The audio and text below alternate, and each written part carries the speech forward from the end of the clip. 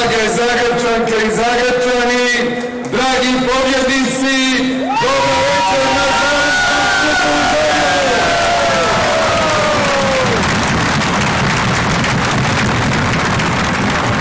Pozdravljam sve naše članice i članove, naše utemeljitelje, drage i cijenjene hrvatske branitelje, sve vas koji ste večeras došli ovdje na Cvjetni trg, ne za dobra stara vremena, nego za budućnost sa HDZ-om na čelu ovdje.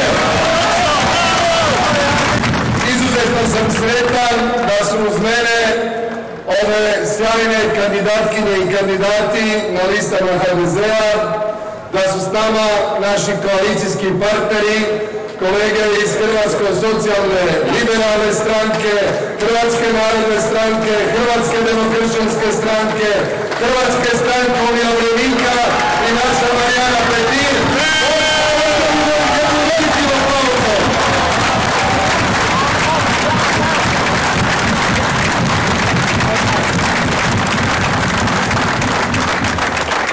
Dragi prijatelji, zajedno smo obišli cijelu Hrvatsku. Nismo obilazili samo u ovoj kampanji, predano radimo za svaki pedalj naše domovine, svakoga dana, svih 7 dana u tjednu, 30-ak dana u mjesecu, 365 dana godišnje, jer volimo Hrvatsku, čuvamo hrvatski narod i jačamo naše gospodarstvo.